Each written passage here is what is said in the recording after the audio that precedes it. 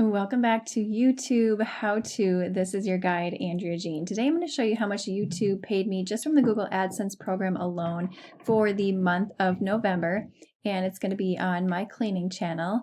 I'm so excited. We've reached 90,000 subscribers, which is so fun. So let's just pop over there right now. I'm not going to make you wait till the end of the video.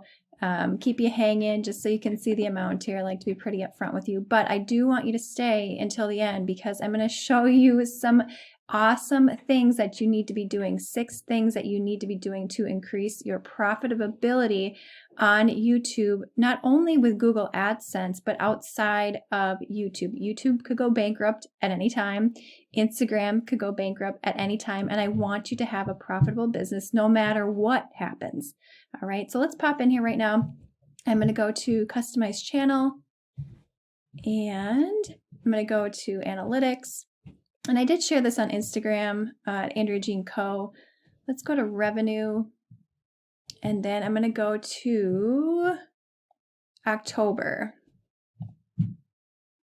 So in October, I think this is what hit my bank account. I'm going to double check here on Instagram because I shared the screenshot there, but it was $12,547.19. And again, this was around 85,000 subscribers. But the thing that I really want you to pay attention to and know that the amount of money that you make on YouTube has nothing to do with the amount of subscribers. I know Catherine Manning. I adore her. I think she's wonderful and so transparent. I think she made $9,000 this past month with over 250,000 subscribers, something like that. So it has nothing to do with your subscribers. Yeah, so it's pretty close. So 12,643.76, which was what was deposited in my bank account in November 21st. And this was the amount that was deposited in October 21st, which is $12,348.77. And this is entirely on Google AdSense. So let's talk about what I know and how I can help you increase the amount. Remember, it has nothing to do with your subscribers. Now, it certainly can help because you have more people that have eyes on your videos. Your subscribers may have turned on their notification bell. But as you saw, my channel actually pulled in more than Catherine Manning's did. Now, she makes a ton more off of affiliate marketing, which I do not, but I don't have many affiliate links, as you could probably see in my description box. 6 tips here. To grow on YouTube, you need to have searchable content. That is why people are going onto YouTube. Most people is to figure out how to do something. And I cannot stress this enough because, oh, here's one of my videos. Here's another one. When you are creating how-to videos, people are more likely to stay to the end because they want to figure out how to do something. And then what happens, you start to accumulate watch time once you are found in search. And YouTube starts to then push your video out often to this homepage right here. Yes.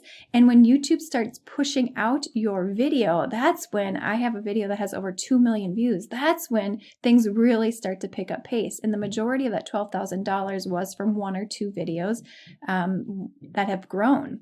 Okay, so you need to make searchable content and think of it as a consumer that is going into YouTube of how to figure something out in your niche. And these are videos. My cleaning videos, these are videos that will live on for years and years. I could stop this YouTube channel altogether and this would still rake in money and continue to grow. This is what you want, all right? The second thing, when you are deciding the type of video to create or the type of niche, what's important is to figure out, I'm going to do how to become debt-free. We did this a couple years ago. How often are people coming to YouTube to solve this problem? And oftentimes people are actually going into Google first. Google owns YouTube, and then they'll get redirected. Let me just show you here really quick if you are brand new. How to become debt-free. People will start on Google, and then oftentimes, depending upon the nature of the topic, you'll have videos that pop up here. Not on this one, but if I did something like how to clean bathtub. First thing that pops up is a YouTube video, and most topics are like this. So yes, people are starting on Google, but then they're being rerouted to YouTube. A lot of people prefer video over regular old print writing like this. It's just easier for them to digest. It's more entertaining, all of the above. So let's go back into YouTube here really quick. When you are creating content or deciding on a niche, figure out how often people are searching for this topic. And this is how you can tell. And let me just give you another power tip here. YouTube loves fresh content. So when I went to the search bar here, how to become debt free, this video was 1 year ago. This video is 1 year ago, 1 year ago, 6 months ago, 5 years ago. So if you had something when you went up here that was 2 years ago, 3 years ago, 4 years ago, I would make a topic on it. Then you're going to go to filter and you're going to go to view count. So on this topic, keywords, how to become debt free, the most highly viewed video is Dave Ramsey's at 1.3 million views 5 years ago. So that kind of gives you an idea of how many views your video could potentially get if you were to target it for these particular keywords. And then the views just keep going down and down and down. I do this with almost every video topic because I want to have an idea of how popular or the sorts of traffic that I could potentially get. Let me bring you over to my cleaning channel here, and I'm going to show you how I did this on a video. Actually, this one right here, put vinegar in your toilet and watch what happens. 7 months ago, 2.5 million views. Let's just go in the search bar, put vinegar into a toilet. And we're going to go into filter, view count. And this was my video inspiration here by Brightside.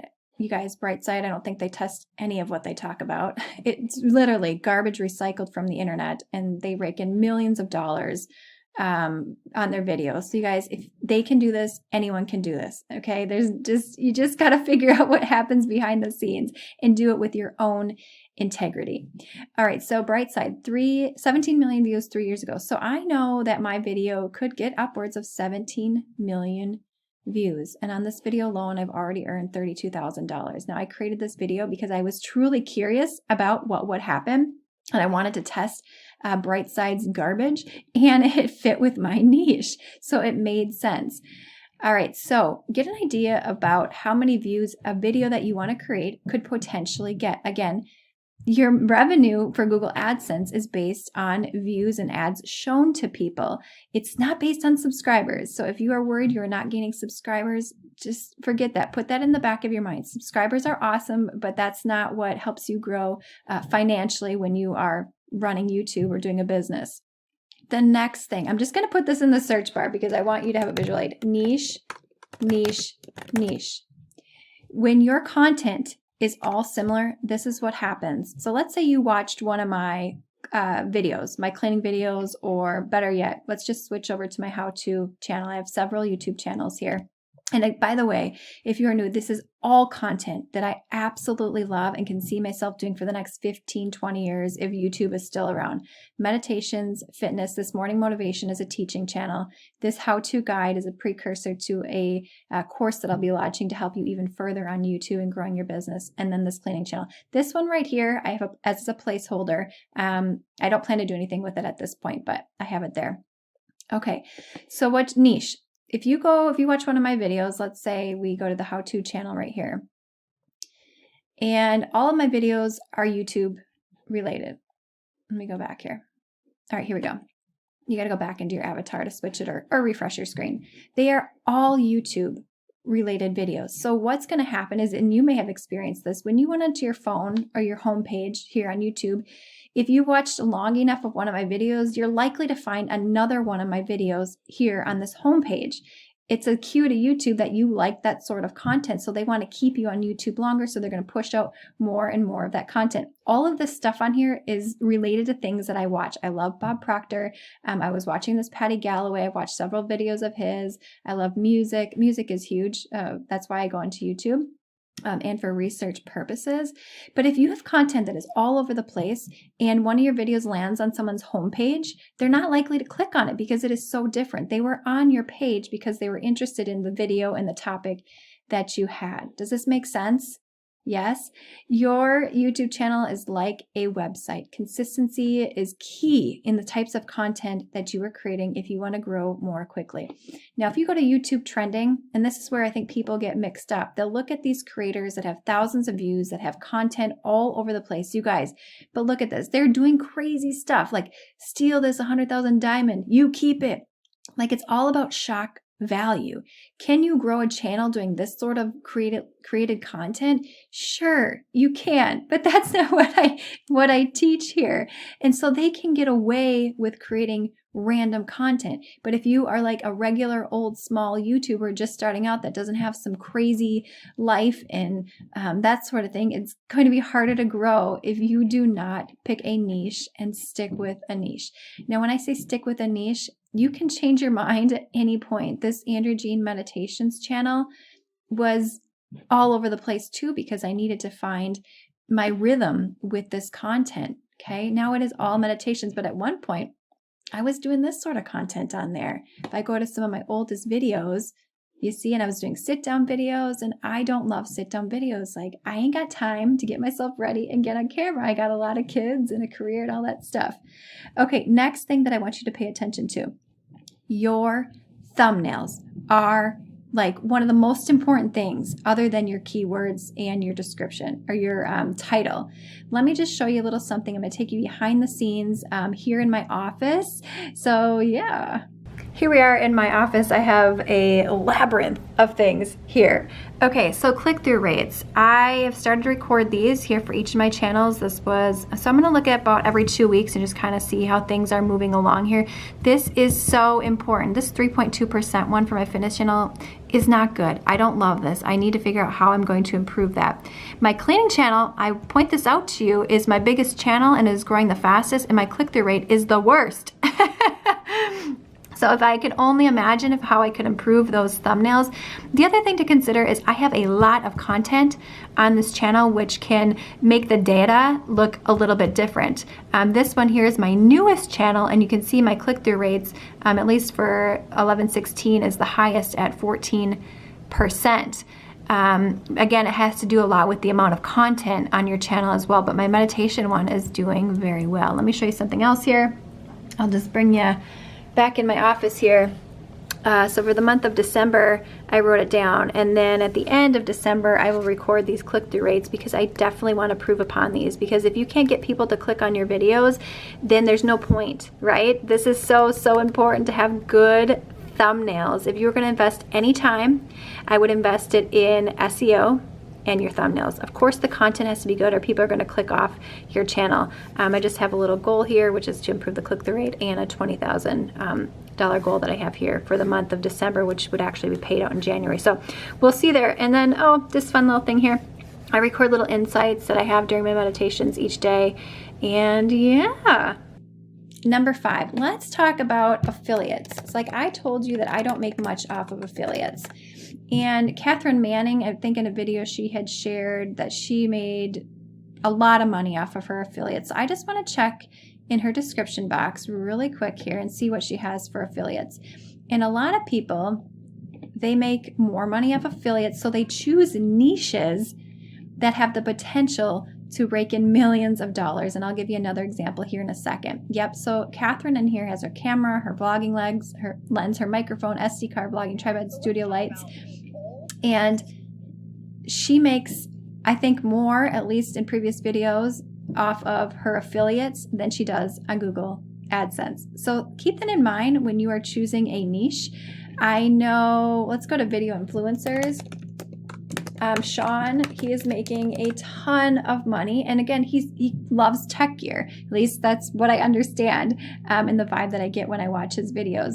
But if we just go in one of the description boxes here, let's just click this and see what he has for affiliates. Because tech channels make so much money. They make most of their money from their affiliates here. So I'm just looking if they have them in this one. I'm not seeing anything. Let's go to, I think it's Think Media. Yeah, I think this is the one. And he even mentioned in one of his videos that he strategically chose his YouTube channel because of the affiliate marketing revenue, and it was something that he was already doing, I believe, in his church and in his community. So these sort of tech channels or unboxings, like, I can't even imagine how much money that they are raking in just based on putting affiliate links, completely passive income. Look at all this in their description box below. Look at all these affiliates right here. So when you're picking a niche, just keep that in mind, that a big source of your revenue, more than Google AdSense, is going to be off of affiliate marketing. I want to show you something else here. So this is going to be tip number 6, Graham Stefan. You probably can hear that bouncing. My kids are upstairs. All right, let me show you a screenshot here really quick that I saved that I wanted to show you. Okay. I talk about this all the time. It is great to earn money off of YouTube and with Google AdSense, but that's not what you want to rely solely on long term. He shared in a video that he has a couple YouTube channels. His biggest YouTube channel earned him over $1.1 million in Google AdSense revenue. His second channel earned him $170,000 in Google AdSense. He has a program, $500,000 he made off his program sales. I don't know what a specific program is. I haven't dove into it. Sponsorships, which is one of the lowest tiers, and affiliate marketing, which is one of the lowest. And I don't know what he has in his description box for affiliate links. But you guys, the third largest income stream, I could even say the second largest income stream, because these are for Google AdSense, is from his own products. Yes? So in your space, see what people are doing to create products. Let me just throw up a notepad here. Here we have the notepads. So again, you don't want to rely solely on Google AdSense. Now you may when you are first starting out here. So I have some income from Etsy. It's not a lot, but it is something.